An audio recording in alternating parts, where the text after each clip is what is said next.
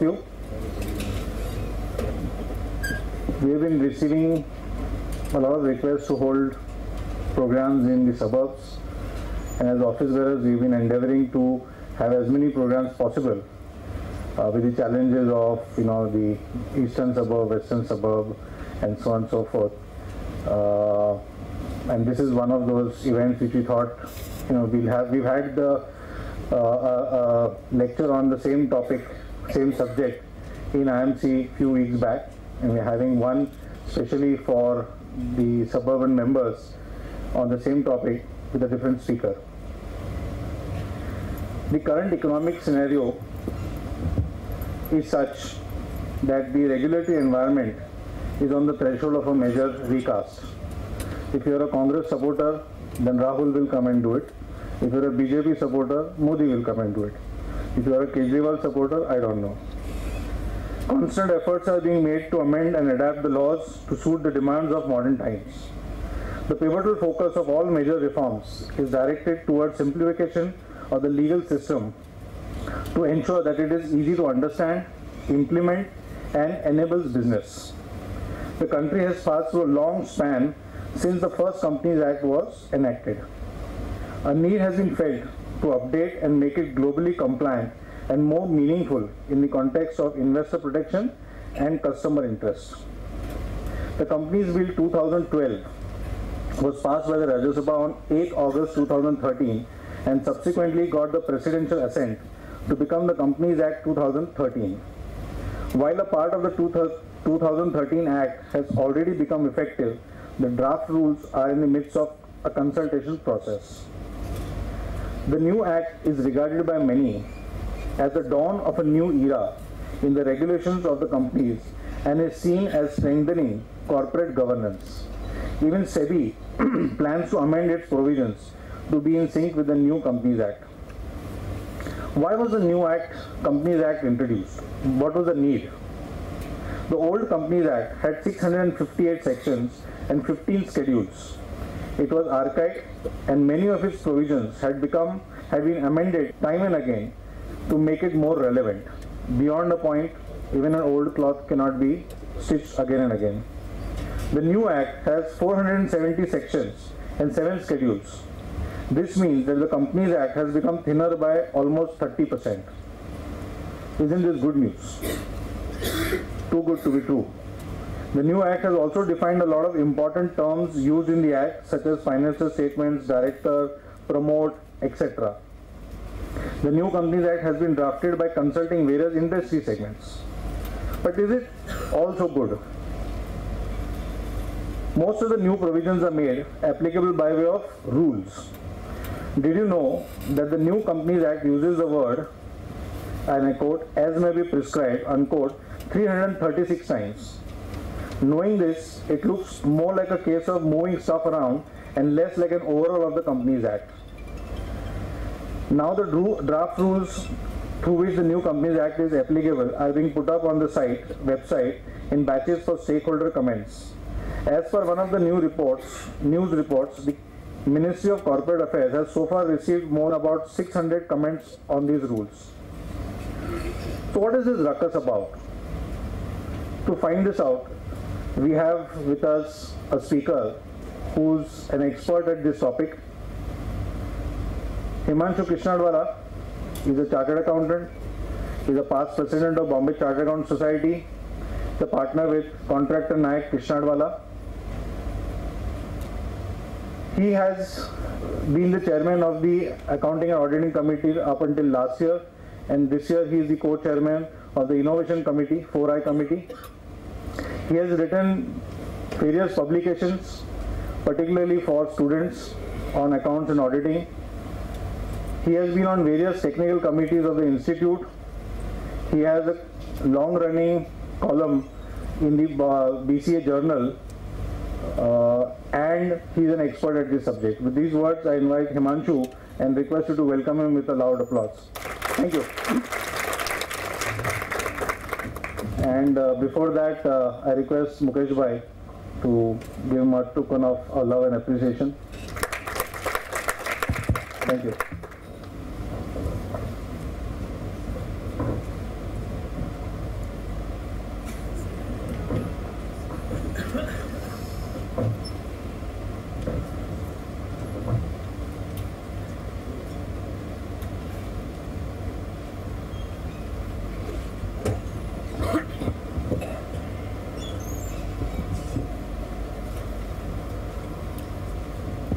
Right, good evening to all of you. The President Naushad, the office bearers, the past residents, all my colleagues and students present here. When Naushad asked me whether I will take this lecture on Companies Act, my first reaction was there are so many lectures organized on this. I really don't know how many people would be interested, but I believe the subject is so new and the subject is still people coming to grips with this particular subject. So I am sure that even as we were discussing, even after 6 months the interest in the subject will remain alive, especially as and when the different sections are implemented, the rules are finalized, implemented and so on. So with that, we have this lecture on the Companies Act, an analysis of some important provisions. Obviously, we cannot cover all the provisions of the Act in a very short span of maybe 1.5 hours.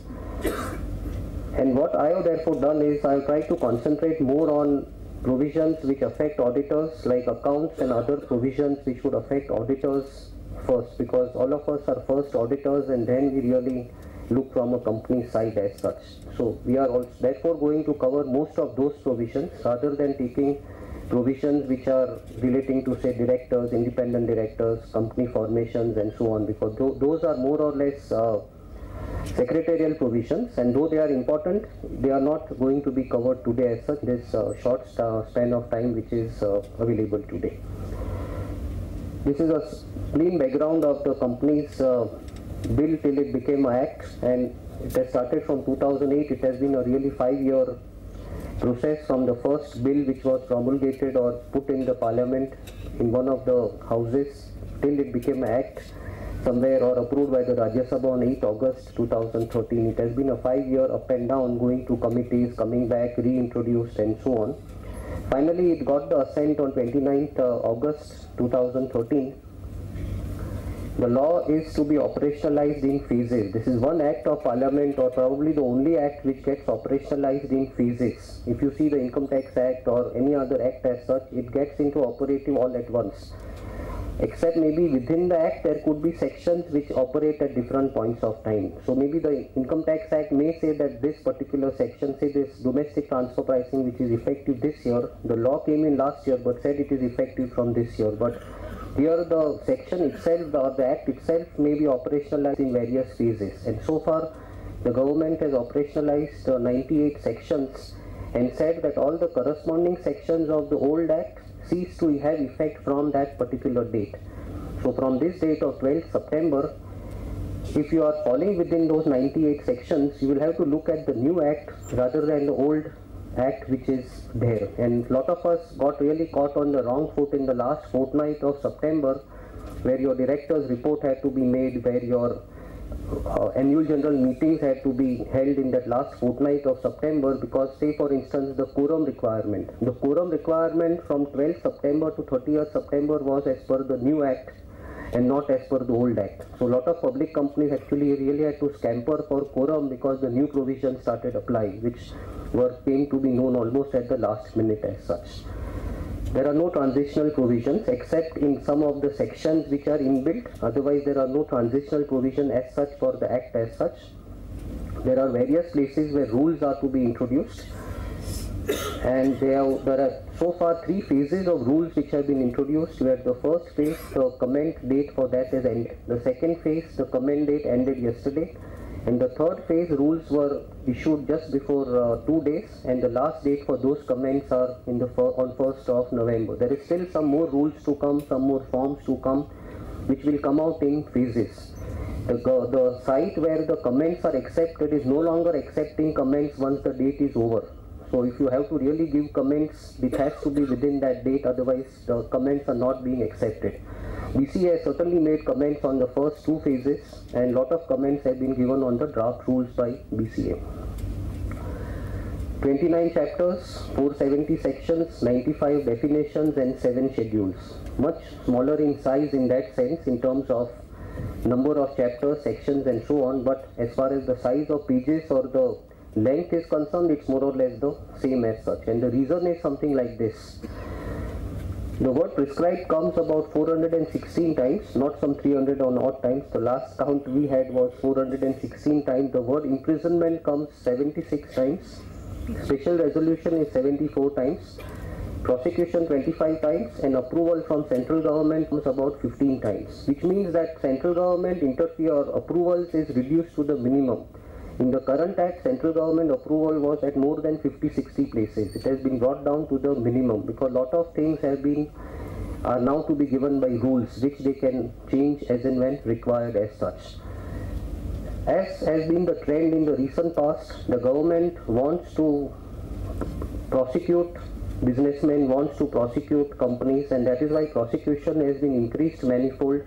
The word imprisonment is increased to almost 76 times, or it appears 76 times in the act as such, and that is a big negative in the act as such, because that's a big deterrent in case you want to think of doing something wrong in the act as such. Now, even if you see the last year's finance bill and the service tax amendments, this imprisonment and prosecution is now the order of the day as such. What has been very surprising is that though the finance minister has passed and approved all these things, in the budget which they passed, they have not made any provision for additional prisons which they may need to build to put so many people, prosecute and put so many people under imprisonment. So I believe the next budget may have that provision of some extra prisons to be built, and they may have some separate prisons for professionals. Several new concepts which are coming in the Companies Act, and this is something which most of you would have read about. You have one-person company, a dormant company, small company. Some of this we are going to touch today. Corporate social responsibility. As I said, most of this affect auditors, and that is what we are really going to cover today as such. These are the various types of companies which you can really have, including under the new Companies Act 2013. And the act really gets into or gives you these three new types of companies, which is a one-person company, a small company, and not a small company. And in these three things, you can also have a category called a dormant company. So these are the new things, but if you really see the type of companies which are now possible under the Companies Act in India, you have almost 12 to 15 types of companies which are now possible under various combinations, permutations, and so on. We start with the first part of the act, which are the definitions. We are obviously not going to cover all the definitions. As I said in the beginning, we are only going to cover those which will really affect accounts and auditors as such. We start with two basic definitions of a private company and public company. Now, private company, the major change is it restricts the transferability of shares and limits number of members to 200 from the current limit of 50 members, except in OPC where the members can be just one also. The condition of the current act to have a restriction in the articles prohibiting invitation or acceptance of deposits has been removed. That is because all those acceptance of deposits rules have been consolidated into that section itself. So this restriction in the articles is no longer part of the definition as such. Public companies, which was not really defined currently because it was a negative definition, includes any private company.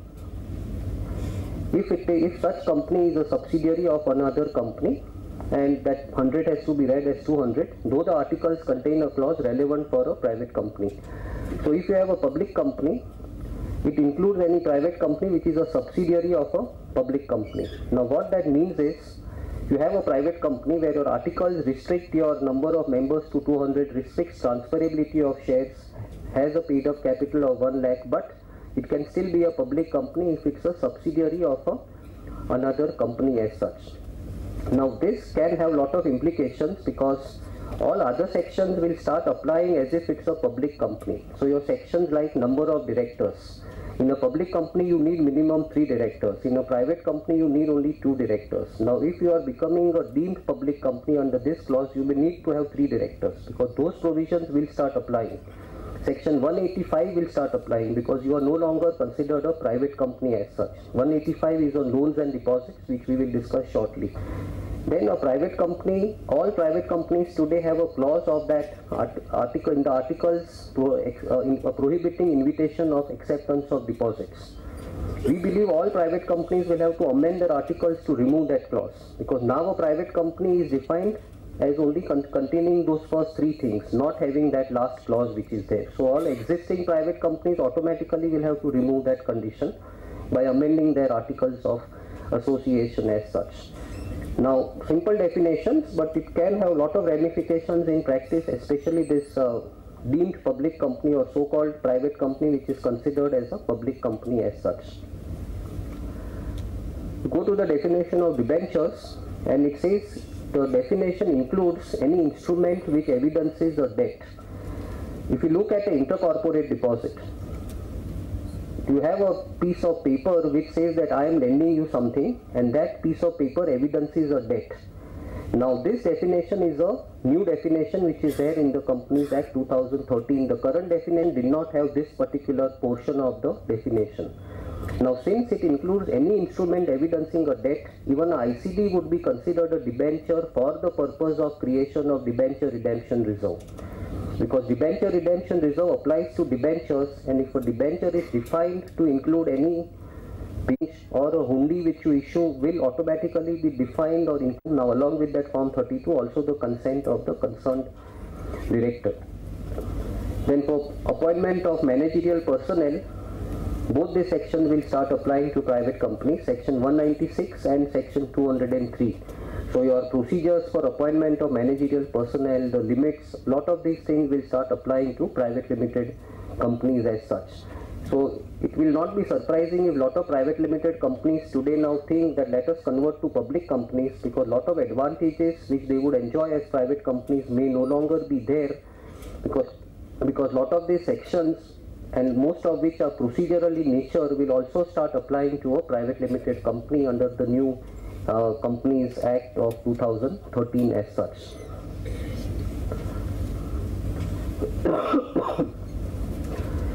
Let's go to accounts and financial statements, where there are drastic changes which are sought to be done by the Act.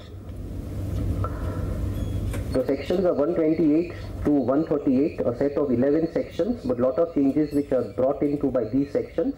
Books of accounts can be in electronic form. You have to preserve books for a period of 8 years, except if it is longer required in case of any investigation. The draft rules mention that they have to be retained completely in the format as originally generated. Now this is something very weird, because if I have initially generated in a particular format, how can I retain it in the same format? I may like to archive it and store it in some other format, but how do I keep it in the same format as it was originally there? Maybe initially I have printed and kept it. After some years, I may like to put it on a CD or may put it on a pen drive or a tape drive and then archive it, but somehow this draft rule says that they have to be retained completely in the format as originally generated. So in simple words, if you have physical books of accounts which are ticked off by the auditor, you have to preserve those same things, because those are the original books as they have been originally audited or kept by the company as such, which is a weird provision, but anyway this is there. But it's in the draft rules. Maybe in the final rules after representations this may go away. Accounts have to be kept on accrual basis, and which is why we say that the word turnover, I don't look at the definition of turnover in the definition chapter. I will look at accrual on a accounting basis as such. Books are open for inspection, as is the case currently. Uniform financial year end, which is April to March. The exception only is for subsidiaries of foreign companies, and that too with prior approval. So like Income Tax Act, you will have all companies having a uniform year from April to March. This can impact lot of professionals, because if you are doing companies with different year ends, you can at least stagger the work which is there. Lot of multinationals and their subsidiaries had December or September as their year end, and they will all have to change now to the year March. The managing director and the CFO are responsible for the above. Now this also is something may not be possible always. Take the case of a CFO who has just joined this year in a company. The CFO will have to ask the earlier CFO, have you kept books for all the 8 years? Please show me. Otherwise he is responsible for all the 8 years books which are no longer now available with the company. The current CFO would be held responsible. So I think in the handover process, a new CFO will say that please show me all the 8 years books. Let me see whether they are in the original format as they were originally there. and then only I will take charge as a CFO, because the current CFO will be held responsible for complying all these things. We have the section 133, where there is a power of central government to prescribe accounting standards. This is equivalent to that section 211(3)(c), and the section has been notified on 12th September, and a clarification issued later on after 1 or 2 days, that the accounting standards issued under the existing companies ES rules of 2006 have to be followed till that NFRA is formed, National Financial Reporting Authority, and a new set of standards issued by NFRA as such. NFRA can take some time to form. It will take at least 6 to 9 months to form, and then they will again start issuing new set of accounting standards. Till that time you keep on following the old standards. Because this section has been implemented from 12th September, the limited review reports for the second quarter contain reference to this section, because now accounting standards notified are no longer under 211(3)(c), but they are now notified under section 133 of the Companies Act 2013. So if you see the limited review reports, or at least most of them who have thought it fit to change it, the limited review reports will now have to say, we have done a review of the second quarter and the half year ended September based on accounting standard 24, which is interim financial reporting, issued under section 133 of the Companies Act 2013. You can no longer refer to the old act now, because now they are issued under the new act as such. So the limited review reports will have to undergo change for the second quarter. All of them are not actually issued in this way, but the right way would be to issue under this new set of sections which are there. Financial statements is defined under 240, and it says it includes balance sheet, statement of profit and loss, cash flow statement, consolidated financial statements, in case the company has subsidiaries, and subsidiaries are defined to include associate company or joint ventures, and we'll discuss this little later. Statement of changes in equity if applicable, or any explanatory note or notes forming part of the above. This is exactly following the international format of financial statements, where all these 6 things are there as part of your financial statements. What is going to change is cash flow statement is necessary for all companies, private limited companies, everyone except a one-person company, and consolidated financial statements are again required for all companies having subsidiaries. And with the extended definition of subsidiaries, private limited companies are covered. They will have to prepare consolidated accounts, because associate, you could have 3 private limited companies in a group, all of which are related to each other in some way or the other. They may fall in the definition of associates, and they may need to prepare consolidated financial statements. Now, who consolidates what? That's a question mark, because if you have 3 companies and each are associates, we do not know who will consolidate what. But that is something which is, when you implement, you will come across lot of such things as such. The statement of changes in equity which is there is actually a concept of Ind AS or IFRS. As and when Ind AS comes in, this automatically will start applying, because there you have as one statement of changes in equity, or SOCI as they are normally called. Associate company is defined under 2.6. Lot of these definitions are taken it at the relevant place rather than in the initial stage when we looked at definitions. So associate company is now defined as company in which there is significant influence, that is control of at least 20% of total share capital, or of business decisions under an agreement. Now the second part can create again lot of issues in practice, because if you have control of business decisions under an agreement, you can be called an associate. So take for instance hotel companies. They may be managing some hotels under a franchise agreement. They will automatically be called your associates, because you are having a business decision for which you take business decision under a franchise agreement. So they will automatically be called your associates, and you will have to consolidate them. Subsidiary companies defined under 287, and the definition is you control composition of board of directors and exercise or control more than 1/2 of the total share capital. Currently it was only the equity part of it, now it is the total share capital, and we'll see why this is a issue which is being debated all across, that how do you really do this. The definitions of both these terms, associate company and subsidiary company, are different from what are given in the notified accounting standards, and that itself is a balancing act which you will have to do when I am doing a consolidation. Which definition do I follow? Do I follow the definition of Companies Act, or do I follow the definition given by the rules which are there as such? Cash flow statement, as you know, now is applicable to all companies, and there is a standard for it, AS3. Now AS3 gives you options: direct method, indirect method. Today listed companies have to follow indirect method because SEBI has mandated you follow indirect method. We know several listed companies who prepare a cash flow statement after the financial statements are approved by the board of directors, because they say cash flow statement is something which is automatically generated by the system. We don't need to verify a cash flow statement, but it is not really so. There could be lot of nuances which are there in preparing a cash flow statement, and if you look at the FRRB comments on the financial statements of listed companies, at least 20-30% of the comments are on wrong preparation of a cash flow statement. So cash flow statement, to a businessman, cash flow statement may have a different meaning, but to a professional, a cash flow statement has a very different meaning as per AS3 as such. Again, several inconsistencies between AS3 and Schedule 6 or the Schedule 3, which is now called under the Companies Act 2013. When you prepare CFS consolidated statements, you have 21, 23 and 27 to apply. AS21 applicability as per extended definition of subsidiary, that's a question mark which is there. And company having only associates or joint ventures, do I do it as per 21 or 23? Because if I don't have a subsidiary but I only have associates, which method I follow? Do I follow 21 on consolidation or 23 for joint ventures? Do I follow equity method or proportionate consolidation? And getting information as per Schedule 6 or Schedule 3 as it is going to be called now can be a big challenge, because if it is your subsidiary you can force someone to give you information, but if it's an associate as per this definition of associate, the other company may not give you the information which is required to prepare consolidated financial statements.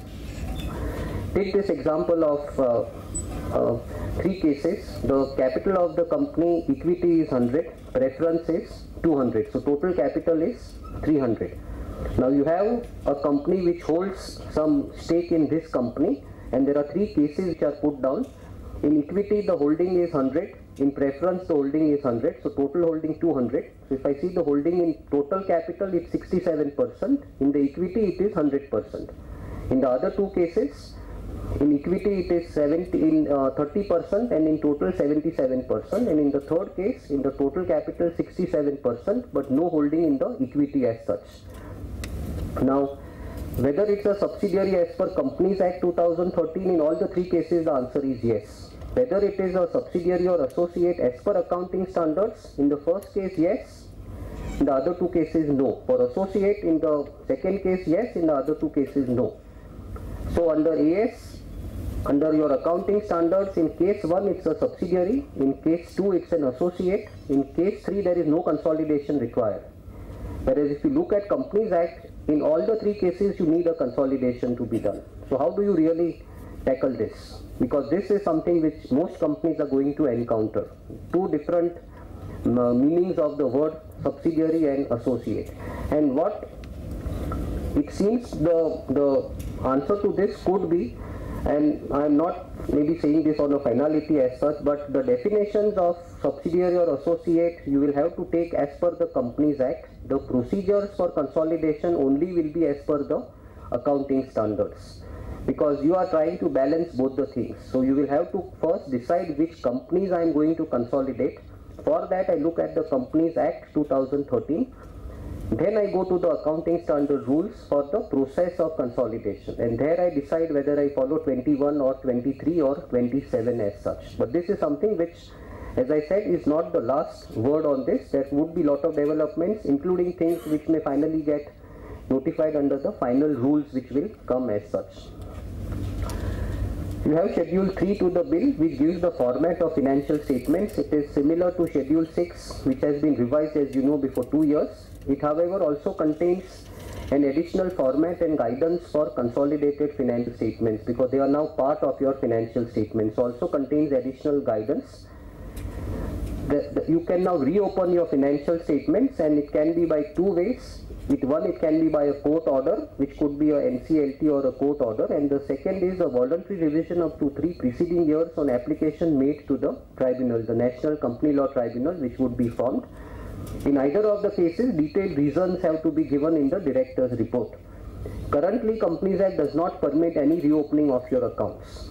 But now reopening is formally allowed by the Act itself. It could be by a court order, or it could be even voluntarily done by an application made to the tribunal as such. Currently, people do reopen accounts, but it is possible only up to the date of EGM. Once your EGM approves the accounts, you cannot reopen your accounts unless, as per old circular of MCA, you have to do it for compliance of some tax laws. So if you have not created, say, something like investment allowance reserve, under which that particular circular came, you can go back and reopen your accounts for that limited purpose. But besides that, currently you are not able to reopen accounts once they are approved by an annual general meeting. But now you can reopen accounts if a court orders you to reopen accounts and recast them again, or you can do it voluntarily also up to the preceding 3 years. Financial statements have to be signed by the CFO plus chairman or 2 directors, including managing director or CEO and the secretary. Currently different set of provisions, but now it has to be signed by all these people. Of course, the auditor still has to sign the accounts. As part of this accounts and financial statements, you have this corporate social responsibility in section 135, and they have put it along with that section, accounts and financial statements. You have to constitute a CSR committee by every company having net worth of 500 crores, turnover of 1000 crores. Here the definition of turnover is after adjusting receivables. So it just uses the word turnover, and I use the definition as per the Act. So maybe for a temporary period, someone may get out of turnover if they have lot of receivables in a particular year. Net profit of 5 crores or more. The CSRC or that committee will consist of 3 or more directors with at least 1 independent director. The responsibility is to formulate and recommend to the board CSR policy to ensure that 2% of your average profits of the last 3 years is spent, to explain reasons for non-spending, and to monitor the CSR policy. There is a Schedule 7 which says what are the areas to which you can spend money on CSR. And the preference has to be for local areas, and the board report and the company's website has to disclose the CSR policy. This is one section which is very strongly felt will be made effective before the elections, so that people can spend on CSR, and the benefit obviously would be taken by the government, that we have got companies to spend a lot of money on CSR and therefore for public good as such. Now what is being debated is, if I don't spend that 2%, do I really need to make a provision for it? So is it really a charge on my profits, or is it something of an appropriation of my profits as such?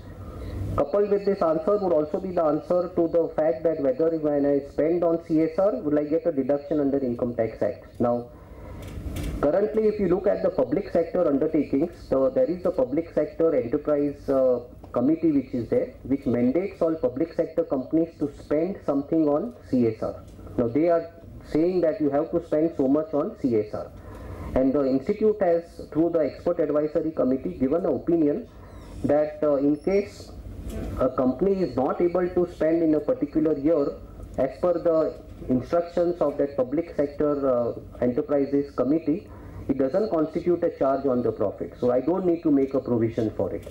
So what that means is that similarly, if you take a similar logic here, since this is more like encouraging people or recommendatory in that sense, I may not need to make a provision for unspent amounts on CSR. Whatever is spent, and that I believe would be deductible, but that is anyway a separate issue altogether. Kishore Bhai is here today, he can answer that, whether whatever you spend or provide for unspent amount, what would be the status under Income Tax Act. But from the financial statements point of view, a provision may not or would not be necessary for unspent amounts. You come to depreciation, again several changes done. Currently what you have is, as per life of an asset or rates prescribed by Schedule 14.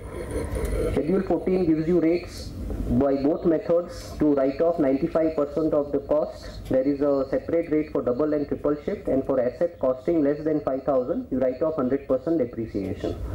As per Companies Act, the schedule is changing to Schedule 2, and now it is not as per a rate prescribed, it is now as per the useful life of an asset. So Schedule 2 lays down the useful life of an asset rather than giving you the rate of depreciation directly. The residual life not to be more than 5%. And the complexity comes in this, that for deciding which is my useful life, my companies are divided into 3 categories or 3 classes. My class 1 of companies are those prescribed companies which comply with the prescribed accounting standards, and this would be typically your listed companies or the higher turnover or net worth companies. These companies can adopt different useful life or residual value if an appropriate justification is given for the same, and this could be higher or lower useful life as compared to what is given by Schedule 2. So this we normally will call them privileged companies because they can decide their own useful life which is there. You have class 2 of companies which are regulated by some other law, say like electricity companies. Now for electricity companies you have the CERC Act which gives you the rates of depreciation or the useful life. Now they have no option, they have to follow that particular rate itself. And the third class is all companies which are not covered in 1 and 2. And they have no option, they have to go by whatever is given by Schedule 2. Most of your private limited companies will fall in that class 3. So they will not really have any option but go with the useful life which is given in that Schedule 2 which is there as such. That class 1 are those privileged companies, they can decide their own useful life. Class 2 no option because they are mandated by some other law. And class 3 are all your remaining companies which will have to follow the Schedule 2 useful life which is prescribed in that. And Schedule 2 is very detailed because it gives you industry wise useful lives. It doesn't give you asset wise, it gives you asset wise within different industries as such. For intangible assets, however, no useful life is given. There it is said all the 3 classes can follow the accounting standard. So all the 3 classes for intangible assets, so if you buy software across 3 classes, you can decide as per AS 26 how do you write off software which is acquired as such. The schedule also talks about component-wise determination of useful life. Now this is really bringing into IFRS in an indirect way because though the relevant standards IAS 16 have not been brought in, when I say in Schedule 2 that I can provide depreciation component-wise, it is actually bringing in that particular standard itself. So what is said is in this schedule that if you can find out the cost of a part of an asset which is a significant part of the total asset and it has a different useful life as compared to the whole asset, you have to take the useful life component wise. And the classic example always is that of an aircraft. If you take an aircraft, the aircraft body will have a different life, the engine will have a different life, and the upholstery inside will have a different life. So an aircraft company will have to divide its asset which is currently a single asset aircraft into 3 components and decide how to depreciate over its independent useful life across 3 components. And it applies to all companies. Take the steel industry, the furnace can have a different life whereas the lining of a furnace may have a different life as such. Shipping company, the ship may have a different life whereas the various parts of a ship, the motors, the engines may have a different life as such.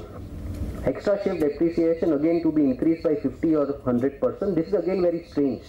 When I am depreciating by the useful life of an asset, but I work that asset double shift, I depreciate double or I depreciate 50% extra.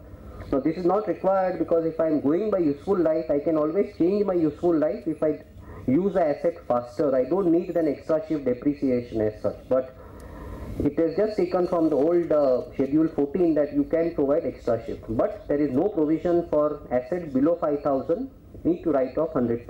So each and every asset needs to be capitalized. Of course, bigger companies can always say that all assets below a particular threshold, I don't treat it as an asset itself and write it off entirely, not depreciate, but treat it as a revenue expense entirely. And there are several companies who say that up to 25,000 I don't consider something as an asset, which is perfectly logical depending on the size of a company as such. There are transitional provisions here.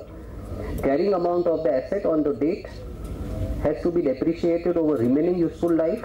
If the remaining useful life is nil, whatever is the balance in the asset I can adjust against opening reserves or retained earnings.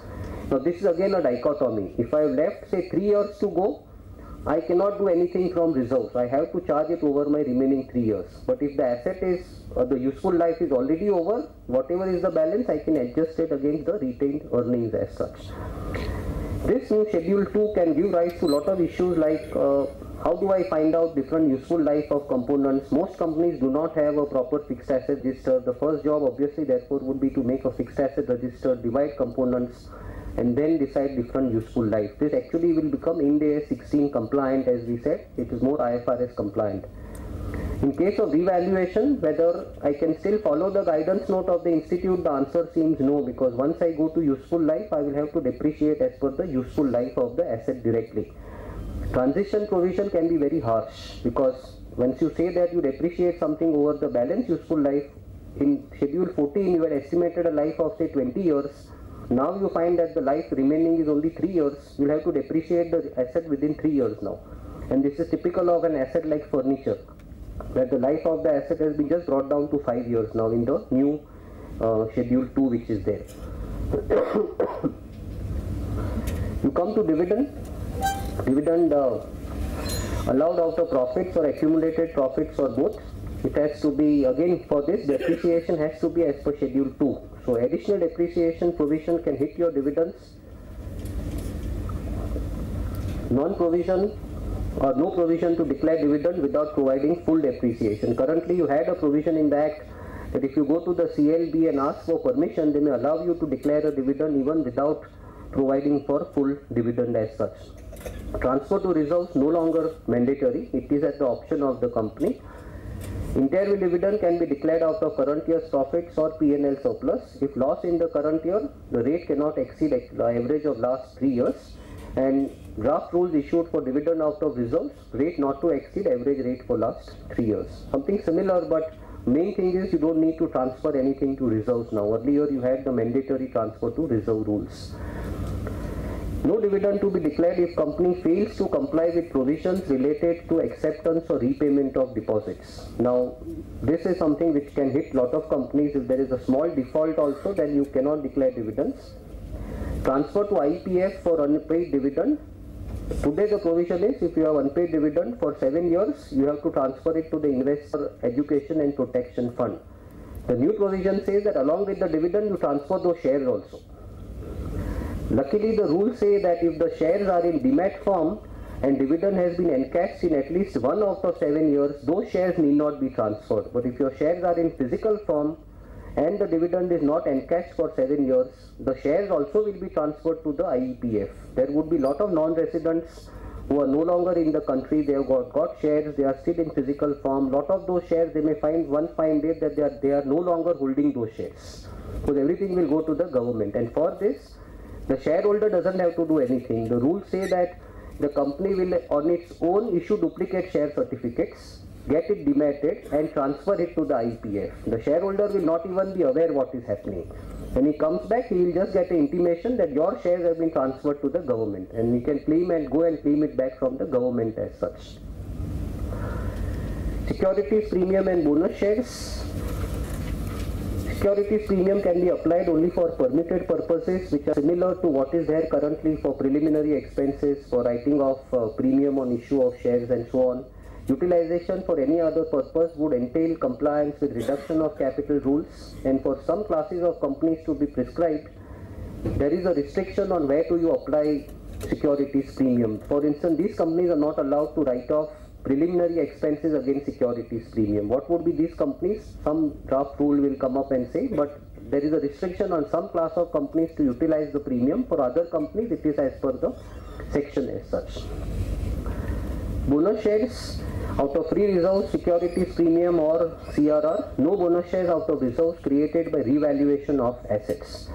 This is something which was so far only SEBI was applying this, but now it is part of the Act that you cannot issue bonus shares by revaluing your assets. And they can be issued only if it is authorized by articles, no default in payment of interest or principal in respect of fixed deposits or debt securities, no default in payment of statutory dues to employees. A small default in statutory dues to employees, you cannot issue bonus shares. So this again can be a big deterrent to comply with all statutory laws. And once announced, a decision for bonus shares cannot be reversed. This is something strange why this had to come in, but the draft rules say that once you announce a bonus share decision, you cannot reverse it. Acceptance of deposits. No company permitted to accept deposits except a banking company, NBFC or such other company specified in rules. The rules which have come just before in the second phase have said that public companies having net worth of more than 100 crores or turnover of 500 crores only would be permitted to accept public deposits. The rules fortunately say that deposit accepted by any other company, which are ICDs as we call it, are still exempt. Share application money is exempt, but only up to 60 days. Within 60 days, share application money is exempt, otherwise it will be considered as a deposit. This is a new restriction brought in. Currently, you had a lot of companies which used to roll over share application from year after year. And deposit by a private company from directors or shareholders. Relatives are not covered here. It's only directors or shareholders. And you have to obtain a credit rating, deposit insurance, 15% in a liquidity bank account and so on. Loans to directors, one section which is being debated day by day, day after day in the new act, because this is applicable. It corresponds to section 295, section already operational from 12 September, applies to any person, applies to any loan given directly or indirectly, to any director or to any person in whom director is interested, or give guarantee in connection with any loan. And the words person in whom director is interested is defined like this. It includes any body corporate in which not less than 25% of total voting power may be exercised or controlled by a director. It practically covers all associate companies. Or the board or managing director is accustomed to act in accordance with the directions or instructions of the board or of any directors of the lending company. This is the last part of that definition of any person in whom director is interested. Now, if you have any company, you may not have any shareholding there, but if you are accustomed to act as per the instructions of the board or a managing director, automatically this section will start applying to you. And what makes it very harsh is, currently you had an exemption from three things which are no longer there. The exemption to private limited companies is removed, so it applies to all companies. Exemption for a loan given to a subsidiary company is removed, so holding subsidiary loans are also covered under this section. And surprisingly, the section doesn't contain any remedial provision. It doesn't say that if you want to give a loan, you can do it subject to central government approval. Even that is not there. If you have given a loan, you have straight violated the section and you are straight liable to that penalty of 5 lakhs or 25 lakhs and prosecution. That is the penalty in this section. So this is something which is a very harsh section, because if you have a subsidiary company, most of the companies give loans to subsidiaries to nurture the business of a subsidiary. Now it's no longer possible because you're going to be hit by this section straight away. No other option is invest in shares. But here is a long-term thing. Loans are just not possible to be given to a subsidiary or any company to which this last part applies. The exemption is now only loan given to a managing director as part of his service condition or by a company giving loans in ordinary course of business as such. Very, very harsh section. Surprisingly, the industry has not objected to this section. As auditors, we are not really worried. We have to just report on this if there is a non-compliance. But surprisingly, the industry or the press has not really brought this section for discussion as it should have been, because this really hits industries where you have multiple subsidiaries and you are giving loans or guarantees, because even a guarantee is covered here. You have this section 186 which is not operative as of now, but this corresponds to that section 372A. Now what it means is, if you are able to overcome section 185 and you come to section 186, you have these limits which are given under 186 of that 60% or 100%, which are similar to your current limits under section 372A as such. But to come to this section, you have to first overcome the hurdle of section 185. Currently it was not a problem, because the current section 295 had lot of exemptions which are now removed by the new section 185.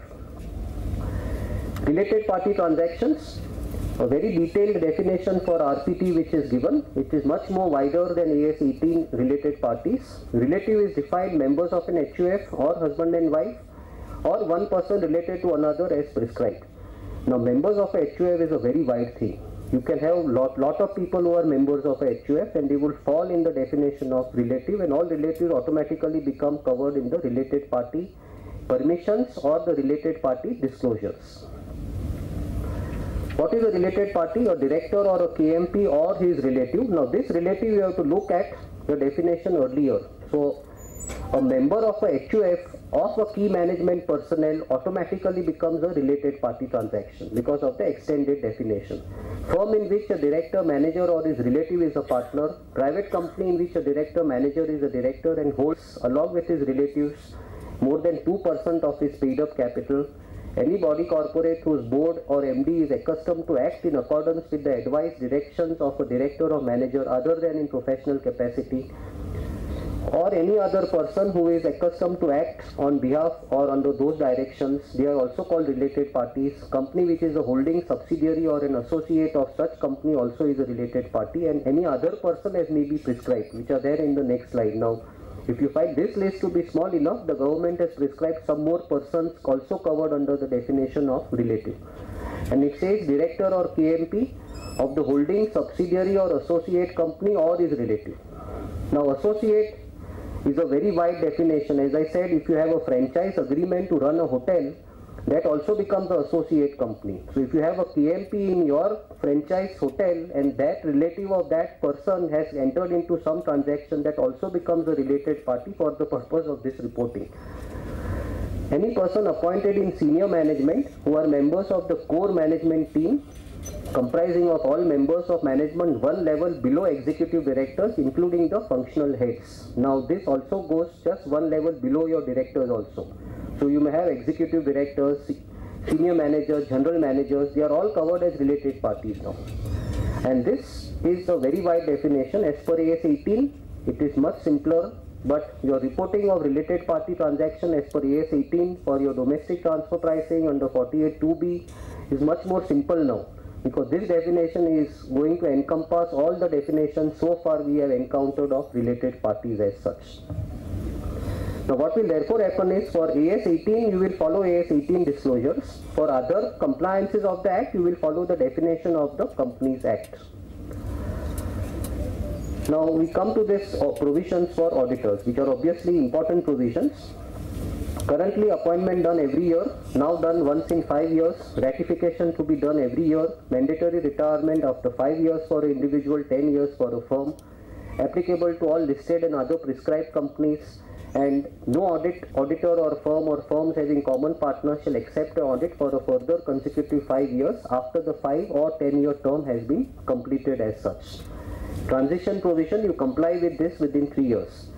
The company or the members can also decide that the audit partner or team be rotated at regular intervals or joint auditors are appointed. Central government approval and special resolution required to appoint an auditor before his term of 5 or 10-year ends. Also, company would need to pass a special resolution. The draft rules say that this section has retrospective applicability and it is applicable to all companies except a one-person company and small companies. What are small companies? With a share capital less than 50 lakhs or turnover less than 2 crores. To these companies, rotation does not apply. To every other company, rotation applies. So which practically means in any for any auditor as such, more than 80 or 90% audits will have to be rotated, because this 50 lakhs or 2 crores turnover is actually a very small limit. The purpose when rotation was talked about was to apply it to large companies and listed companies, but the threshold which has come in the draft rules is a very small threshold. Lot of representations have been done, including from BCA, to at least increase this threshold, but let's see what the final rules really say in this. Now see how it works.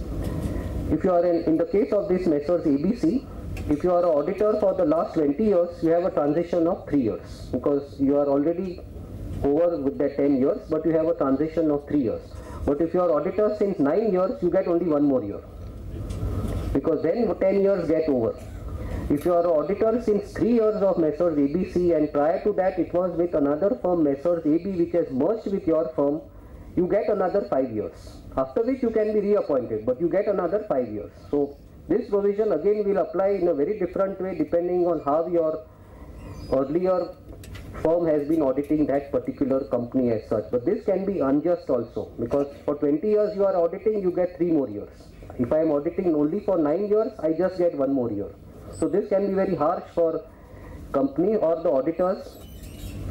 And the audit committees in lot of companies can even say that why should we wait for the transition period of 3 years? Let us change auditors in the first or second year itself as a good measure of corporate governance. And this is something which I believe corporate governance is something which everyone says, let us do something which doesn't affect directors. So they will say, let us implement this in the name of corporate governance. But let me tell you, I am not personally against rotation. In fact, at our office, we do welcome rotation, because as a profession, auditing profession as such, we believe that the mid-sized firms will get a bigger opportunity from rotation than the bigger sized firms. Lot of issues which can come up. Can auditors be appointed for less than 5 years? The answer seems no, because once you are appointed, you are there for 5 years. No clarity if you resign before 5 years. You do the audit for 2 years, you find that the audit is very risky, I want to resign. What happens if you resign? The new auditor gets 3 years or 5 more years? Not very clear. What happens to this RBI or CAG provision of 3, 4 or 5 years? When you do rotation for the main company, do I also need rotation for the subsidiaries of the listed company? Because everything normally goes hand in hand, but for the listed company, which is a small size company, rotation may not apply or may be applied in a different way. Whether applicable to branch auditors also, answer is not clear. Whether audit of standalone statements or consolidated to be considered separate, the answer to this is clearly no, it has to be considered as one audit and not separate audits. A lot of people say that when this limit of 20 persons or 20 companies is also implemented, there may not be enough CA firms to audit the companies. Now, there is some statistics which is available on the MCA or the ICAI websites, and now, as you know, the limit is 20 companies per person, and it includes private companies. Now, as for some statistics available, you have got some 10,66,000 companies, active companies 7,05,000. Number of CAs required, looking at that limit, some 35,000. CAs in full-time practice available maybe before 6 months are 98,000. Today it could have crossed 1 lakh. So we have a ratio which is almost 2.8 times. So when people say that there may not be enough CAs to audit this, it is not really correct. There are enough CAs to do this audit. There will be obviously a reallocation of audits or deconcentration of audits from bigger firms to smaller firms because of these limits which are there. Eligibility and qualification of auditors.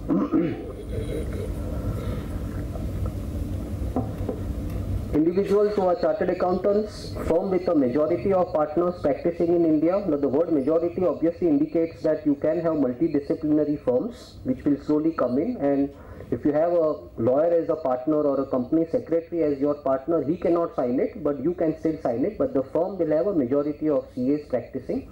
LLPs, if it meets the criteria similar to the firm. These qualifications, these were also there currently: body corporate, officer or employee, or a person who is a partner who is in the employment. But several other disqualifications which are new. Holding of security. If you are holding a security, or your relative or partner is holding a security in the company, its subsidiary, holding or associate or subsidiary of such holding, you are not qualified.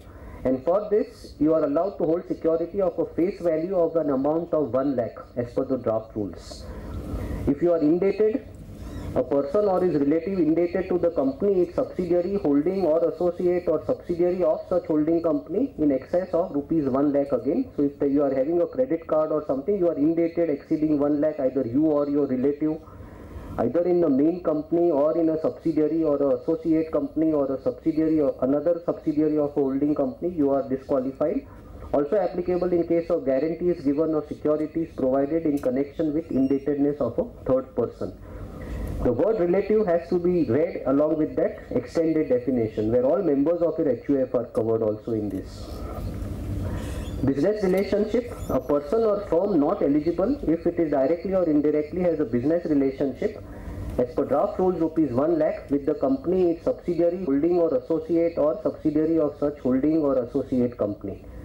Here relatives are not covered, and thankfully they are not covered, otherwise it's become very difficult to implement this. But still, take the case of a say a chartered accountant who is an auditor goes to a West Side store and buys something worth rupees 1 lakh. That's a business relationship.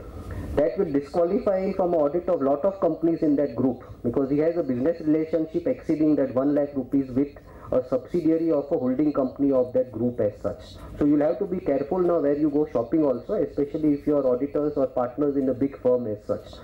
Going shopping on a Sunday may disqualify the firm from being auditor in some company.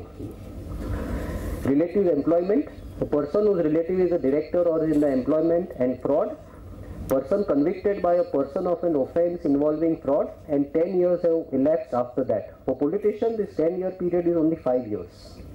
So if a politician is convicted and he has to serve some term, after that for 5 years he cannot be re-elected to parliament.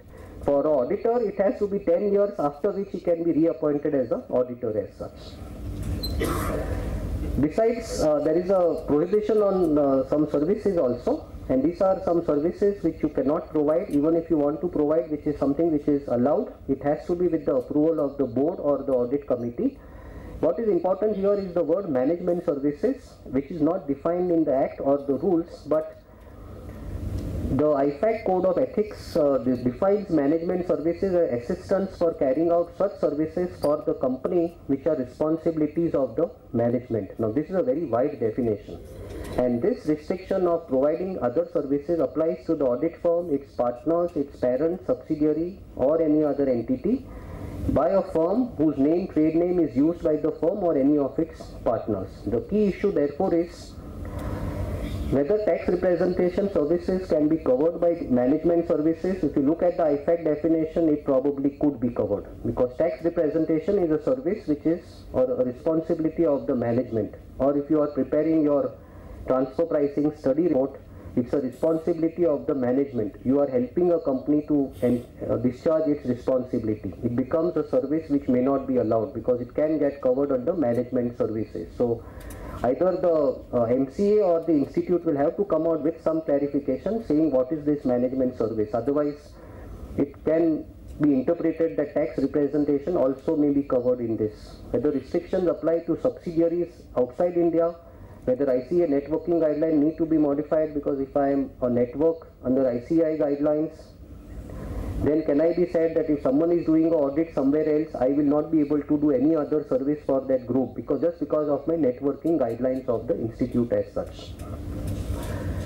Removal of auditors, you can be removed before expiry of term by passing a special resolution and after obtaining previous approval of central government. So very stringent procedure for removing auditors. However, if an auditor resigns, he has to file a statement in ROC why he has resigned, and even give a statement in the EGM which is there, and the tribunal may direct the change of auditors if it believes there is a fraudulent, they have acted in a fraudulent manner or colluded with someone as such. Audit reporting, apart from the 5-6 basic things that we have verified the books, the accounts are true and fair and all, there are additional requirements like this. Observations or comments on financial transactions or matters having adverse effect on the company's functioning, no need to report in bold or italics.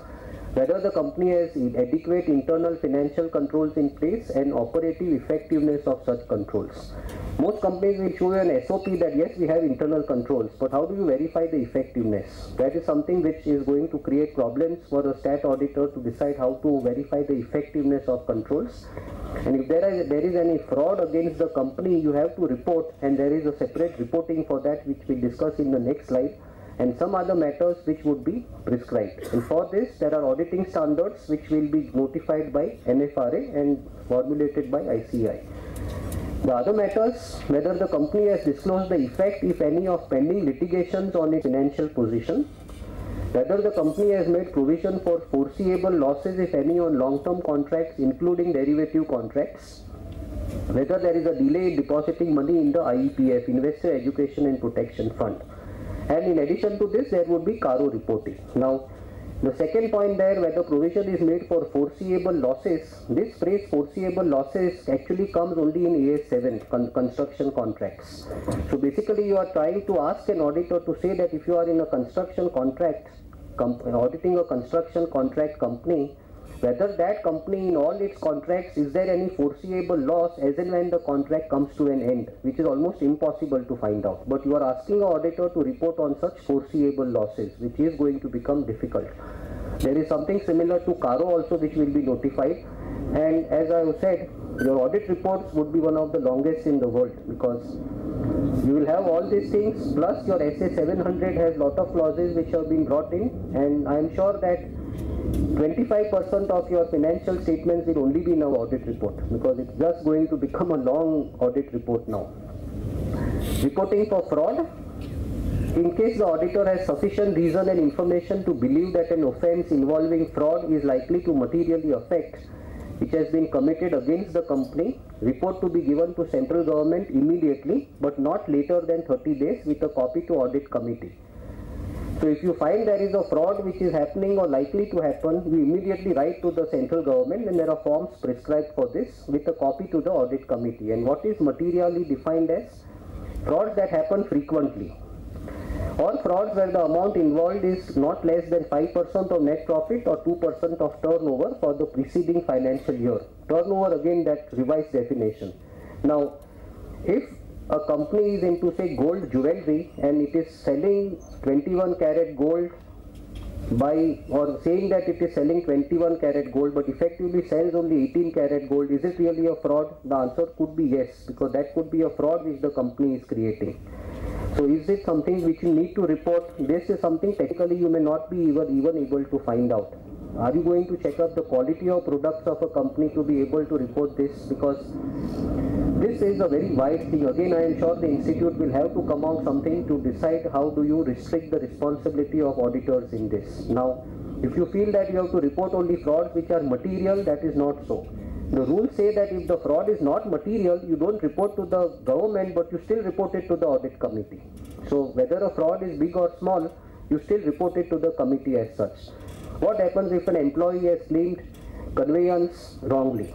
It is a fraud by a person on the company. It's a small fraud. Do I report that to the audit committee that yes, this person has made a voucher in which he has claimed excess of 100 rupees?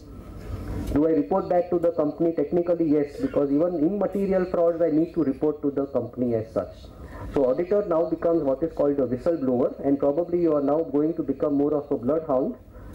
So the whole textbooks on auditing may undergo a change, and you are actually now representing Government of India, neither the shareholders nor the management nor anyone else, because you have to all report this straight to the government as such. Rights of an auditor: access to books kept at registered office or at any other place, compulsory attendance at AGM. Just now, currently it was an optional thing, but now compulsory attendance.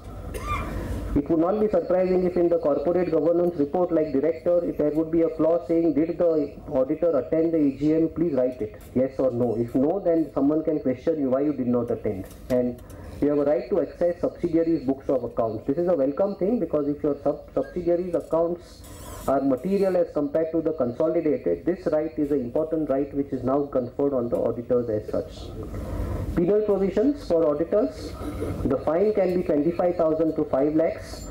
For willful contraventions, refund your fees, imprisonment and fine, liable for damages to companies, statutory authorities or any other person. For audits done by a firm, all partners are jointly and severally liable for this. NFRA can take action, suo motu action, penalty 1 lakh to 10 times fees received. Debarring members, class suit actions can be done. What is the fine currently? 10,000 rupees. Now the fine has just gone multifold. Currently the fine on an auditor is only 10,000 rupees under this section 233. Internal audit, currently it is just Caro which requires the internal audit thing. Now every company prescribed has to appoint internal auditor, which are listed companies, paid up capital more than 10 crores or with borrowings of 25 crores. It has to be a chartered accountant or a cost accountant or such professional as decided by the board. Draft rules also refer to firm of internal auditors. Now, a private limited company, strictly speaking, if you analyze this, may not be eligible to be appointed as internal auditors, because they are not chartered accountants or cost accountants per se, or a firm of internal auditors as such. But the board will have to also decide the manner, scope, periodicity and methodology of the audit. This is just a summary of the 4 types of audits which are there under the Act. You have statutory audits, which we discussed, you have internal audits, you also have secretarial audits, and you also have cost audits. We are not going to discuss the other 2 things, they are really directly relevant for us today as such. But it says where it is applicable, who can conduct, what is the scope, which standards are applicable, what is the frequency, and to whom do you give your report to under these 4 types of audits as such. NFRA, these rules came only day before yesterday. NFRA is a quasi-judicial body, not just a reporting body or a standard forming body. It's a quasi-judicial body to oversee compliance of accounting and auditing standards, quality of services of professionals, complete with appellate authority as powers of a civil court. Professional misconduct of CA, CS also comes under NFRA. This brings us to a very simple question: what is the role of ICAI now? Is it just to conduct exams or conduct CPE programs and to just formulate standards? Because most of the powers have now been taken by NFRA. NACAS was much more restrictive, but NFRA has really taken away all the powers. If you see the composition of the committees of NFRA, which are on this next slide, the president or the respective chairman of the auditing committee or accounting committee are just one of the 6 or 7 members of NFRA. They don't really have a say in NFRA in that sense, and they are ex officio members. They are not, no one else can be appointed as such. They are just ex officio members who would be elected because of their position in the ICAI. Stringent terms for appointment as members: someone who is in practice cannot be appointed as a member of NFRA to avoid that conflict of interest. It will have 3 committees: Committee on Accounting Standards, Committee on Standards on Auditing, and a Committee for Enforcement. The first one will draft standards, second one will do auditing standards, third one will enforce someone who has not followed something. And it has taken a power mandatorily to conduct investigations or quality reviews against all firms which conducts more than audits of 20 to more than 200 companies in a year, or 20 or more listed companies, or companies with a net worth of 500 crores or capital of 500 or turnover of 1000 crores. This is a mandatory power to conduct investigations. If you are a firm over this size, they will conduct investigation against your firm. This is not saying that in case they find something wrong, they will come and verify. This is something mandatory which is there. What therefore comes out for auditors? Increased focus on the role of an auditor in recent times. The Companies Act has several restrictions, responsibilities and penalties, including class suit actions. Audits becoming very challenging, adequate and advanced planning necessary. All firms will have to gear up for rotation globally also. The entire, in fact, audit format of SA 700 internationally is undergoing a change because a new draft has been issued internationally that the reporting is becoming actually much more longer also. So that also will come into India maybe after 3-4 years, and the penalties if you don't do audit, you are now going to face multiple actions by FRRB, QRB, NFRA, ICAI, MCA, class suit actions and so on. I am not counting the police, the EOW, the Enforcement Directorate, CBI, I am not counting those. These are only covered by the Companies Act and the Institute. The other bodies I am not counting because they are anyway there. Okay, few slides to just end. Registered valuers, where chartered accountants also are listed as one of the persons. If you are doing any valuation of issue of shares, property and all, you need registered valuers under this section. And as per the draft rules, either a CA, CS or cost accountant is eligible, merchant banker eligible, Institute of Engineers and Architects eligible. For A and B, financial valuation, only A and B people can do it. For C and D, which is for technical valuation, only engineers or architects can do it. So this actually is an additional opportunity available to a lot of chartered accountants who may now say that let me give up audits, let me just do valuations. Director's report, there are a lot of additional disclosures. You have disclosures, but these are additional disclosures, and some of these applied for director's reports prepared after 12 September.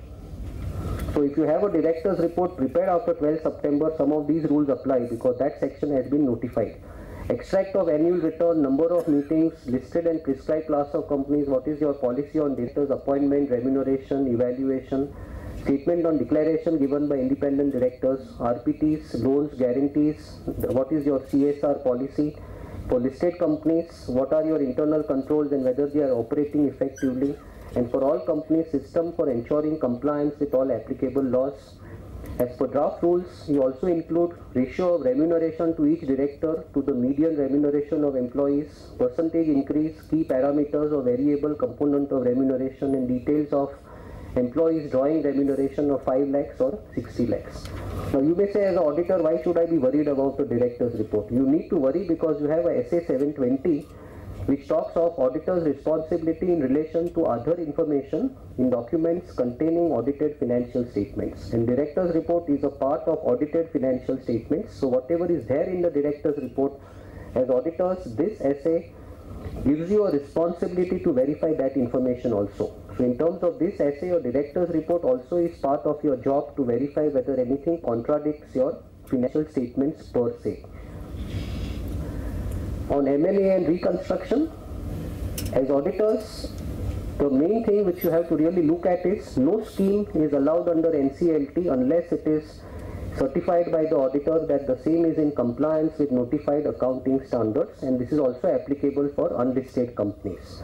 Now today you have several companies who go ahead with schemes of merger, demerger, reconstruction, amalgamation, where they say something like revaluation reserves will become free reserves in the transferee company, and since it is backed by a high court order, you don't really need to do anything. But now all that is not allowed. Currently SEBI and the stock exchange enforce this law, but now the act itself has given this. So lot of simplification on the M&A front, procedural side, but on the accounting side, the statutory auditor takes a very high responsibility for certifying that it is in compliance with the notified accounting standards. So an added responsibility which is given here also. To conclude, this is something which is known to a lot of people, that you need to in this century relearn lot of things, forget old things, relearn lot of things. But what is more relevant under the Companies Act is something what I believe is this. If you as professionals don't strategize how will you face the new Companies Act, you will become part of someone else's strategy. So this is something which I am more concerned about rather than relearning, because we all do relearning, all of us here are relearning lot of things, but you need to do a strategy, otherwise you will become part of someone else's strategy. I think that should end. I don't know whether we have short over time. Thank you. Thank you, Himanshu. As usual, you've done a fantastic job of covering so many things in the limited time allotted to you. We have time for a few question answers, 2 or 3 questions. If anybody has anything specific for Himanshu, we can take a couple of questions. Anybody has any questions? You have to speak loud. Yes, if there are so many difficulties are faced in the new Companies Act 2013, cannot be there for apart from the listed companies, cannot be the LLP is a good alternate solution. LLP? Just by resorting to LLP cannot be do away with so many provisions of the Companies Act 2013. This is particular for the small medium-sized company. If it is not a listed company, that's an option. Whether this option will work out, because we are getting frightened to listen to all this drastic, so many provisions are there. Suppose someone has to get out of this, then why don't you consider the LLP as an alternate solution? So you can certainly consider LLP as an option, but to convert an existing company to an LLP will have its own set of challenges. So maybe a new business you start, you can always explore that, but to convert your existing business, you will have a new set of challenges. And I personally believe that whatever are these challenges, all companies will learn to face these challenges. When you had transfer pricing which came, everyone said this is going to hit us badly. It has hit lots of people badly, but people are now used to transfer pricing. They are now structuring transactions or having your pricing done such a way that they are not falling under that ambit. So it's a choice of the businessman really what he really wants to do, because by an LLP you are also restricting your options of growth. So basically it's for medium size, not for the listed ones or something like that. Yeah, but that's the option which is available. Right. And you are talking about the CRA, the responsibility. Now it is said that 2% we have to transfer. Now if one carefully goes, what is the violation if somebody doesn't provide for that? There is no, I don't think there is any penalty provided for that. Only thing one is supposed to report on that. That's the one question I need some clarification. Currently there is no penalty, but you never know. In 1 year, 2 years time, they may come out with that also. And to start with, they have not put anything. Okay. and suppose it is said it is transfer this amount to a trust, which might have been formed by the company itself. Does it serve the purpose? You'll have to do the activities which are listed in Schedule 7. If you are able to prove that you are doing the activities directly or through a trust, I believe it should suffice. Even if it is controlled by the trustees and the directors are the same? See, I believe you'll have to say whether the company is doing those CSR activities listed in Schedule 7. Through what medium you do it, that is different, but you should be able to prove that those activities are within your control and you are effectively doing those activities. Thank you, sir. I thought we will take 3 questions from 3 people. One more question. Yeah.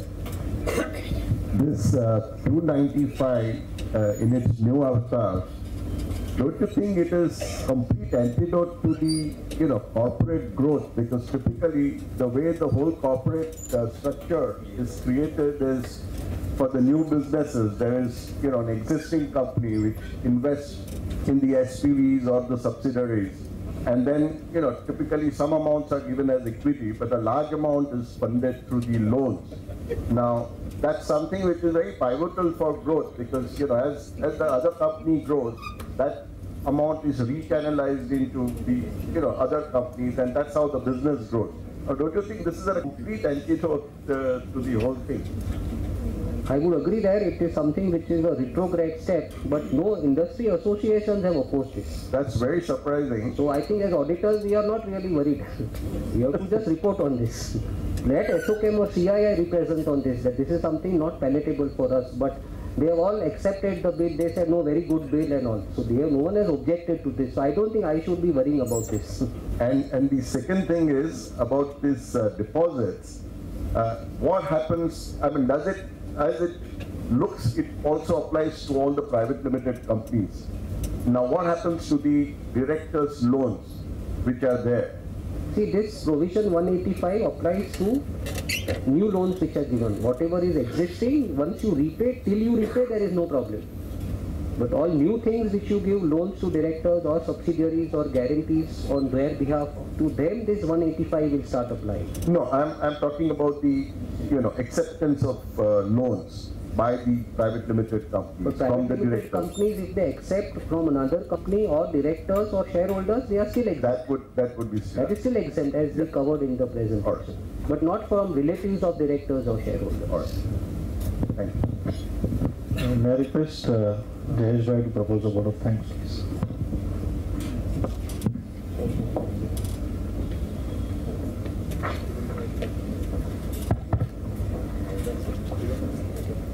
Himanshu Bhai, Naushad, Mukesh Bhai, ladies and gentlemen. I think you all will agree that Himanshu Bhai has given, extensive